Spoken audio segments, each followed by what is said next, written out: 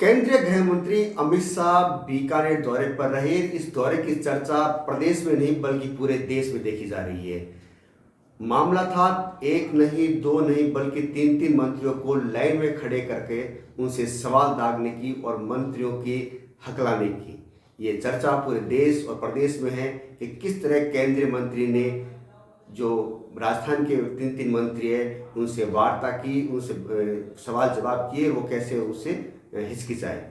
जी हाँ, नमस्कार, मैं त्रिभुवन रंगार, आप देख रहे हैं पॉलिटिकल पंचायत।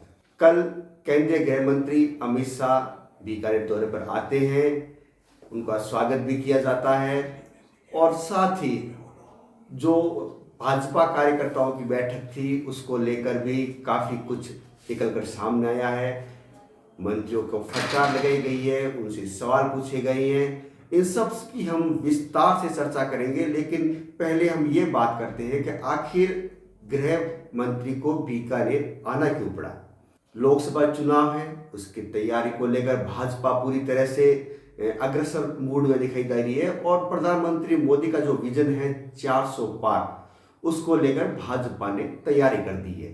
बीकानेर क्लस्टर के कार्यकर्ताओं की बैठक को लेकर ये मीटिंग का आयोजन किया गया, जिसमें गृह मंत्री आने वाले हैं। इस बात को लेकर सभी कार्यकर्ताओं को कहा गया और गृह मंत्री और उनके आने का उद्देश्य मात्र एक था कि कहीं न कहीं जो कार्यकर्ता है उनसे फीडबैक लिया जाए और किस तरह लोकसभा की जो सीटें हैं उनको वापस दोबारा रिपीट 25 में कन्वर्ट किया जाए। इनकी स्वागत के लिए कई बड़े नाम आए। अब बात करते हैं मुख्यमंत्री भजन लाल, केंद्रीय कानून मंत्री अर्जुन राम मेघवाल, चिकित्सा मंत्री गजेंद्र सिंह खींवसर, खाद्य आपूर्ति मंत्री सुमित गोदारा, तो वहीं सामाजिक मंत्री अविनाश गहलोत भी रहे, तो एमपी भी थे निहाल चंद, वो भी आए थे, क्योंकि इस क्लस्टर में गंगानगर, चूरू और बीकानेर 3 जिलों का एक क्लस्टर है जिनकी सीटों को लेकर ये बातें चल रही, जो कि अलग अलग 3 बड़े जो हैं ये एमपी यहाँ से आने वाले हैं। गंगानगर से अलग एमपी आने वाला है, चूरू से अलग एमपी आने वाला है और बीकानेर से अलग एमपी आने वाला है। हालांकि वर्तमान में तीनों ही भाजपा का कब्जा है, लेकिन आगामी चुनाव को लेकर पूरी तरह यहाँ की तैयारी की जा रही है। ऐसा बीकानेर पहुंचे, स्वागत हुआ, सत्कार हुआ, कार्यकर्ताओं में उत्साह देखा गया, लेकिन जैसे ही पार्क पैराडाइज होटल में मीटिंग की शुरुआत हुई, सभी कार्यकर्ता हस्तप्रत रह गए, क्योंकि जो राजस्थान की सरकार के 3 मंत्री थे, गजेंद्र सिंह शेखावत गजेंद्र सिंह खींवसर जो चिकित्सा मंत्री है, खाद्य आपूर्ति मंत्री सुमित गोदारा है, सामाजिक न्याय अधिकारिता मंत्री अविनाश गहलोत है, इन तीनों को सबसे पहले उन्होंने खड़ा किया, एक लाइन में खड़ा किया, लगातार सवाल दागे। सवाल ये था कि अभी तक जो लोकसभा चुनाव को लेकर कमेटी का गठन करना था वो अभी तक किया क्यों नहीं। हालांकि देखा गया कि गजेंद्र सिंह खींवसर और अविनाश गहलोत काफ़ी हिचकिचा रहे थे, लेकिन सुमित गोदारा उनके सवालों के सटीक जवाब कहीं न कहीं देते नजर आए। हालांकि गजेंद्र सिंह खींवसर ने कहा कि 1 सप्ताह के अंदर हम कमेटी बना के रिपोर्ट पेश कर देंगे। जैसे ही खींवसर का ये बयान गृह मंत्री के सामने आया, वो तत्काल भड़क गए और उन्होंने कहा मुझे आज शाम तक ही पूरा का पूरा कमेटी का गठन और पूरी जो पैनल लिस्ट है वो तैयार करके मेरे ऑफिस में पहुंचने चाहिए।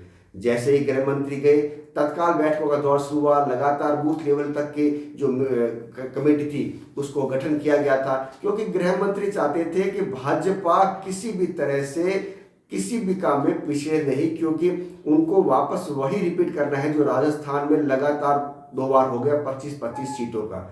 अब देखना यह है कि जिस तरह से अमित शाह ने जो अग्रेसिव दिखाया था और आम कार्यकर्ता को ये एक संदेश दिया था कि चाहे मंत्री हो चाहे आम कार्यकर्ता, पार्टी के संगठन को मजबूत करने के लिए किसी तरह की कोताही नहीं बरती जा सकती। जो कार्य जिसको दिया गया है उसको तत्काल पूरा करना पड़ेगा, पूरी तन मन धन से पार्टी की सेवा करनी पड़ेगी। और साथ उन्होंने एक संदेश दिया है कि जो 25-25 साल से कार्यकर्ता हमारे साथ जुड़े हैं उनको ही मौका मिलने पर देंगे, तो जो नए जुड़ रहे हैं वो कभी भी आशा नहीं रखे कि जैसे हम पार्टी में जाएंगे उन्हें कोई पद या प्रतिष्ठा मिल जाएगी। संदेश क्लियर था कि जो भाजपा के पुराने कार्यकर्ता है उनको ही मौका मिल सकता है या जो कर्तव्यनिष्ठ है उनको ही मौका मिल सकता है। तो ये उन्होंने संदेश दे दिया कि जिस तरह से भाजपा कार्यकर्ताओं की पार्टी रही है उस पर किसी तरह का कोई भी सवाल उठाना या समझौता करना कहीं भी गवारा नहीं होगा। मंत्री के जाते ही चर्चाओं का दौर शुरू हुआ। प्रदेश नहीं पूरे देश में इस बात दौर का चर्चा चल रहा है कि किस तरह गृह मंत्री ने राजस्थान सरकार के 3 मंत्रियों को फटकार लगाई। अब देखना ये होगा कि इसका फटकार का कितना असर पड़ता है और आगे जो भी क्लस्टरों की मीटिंग होगी उसमें जो वहाँ के जो प्रभारी मंत्री है वो कितने सक्रिय होते नजर आ रहे हैं।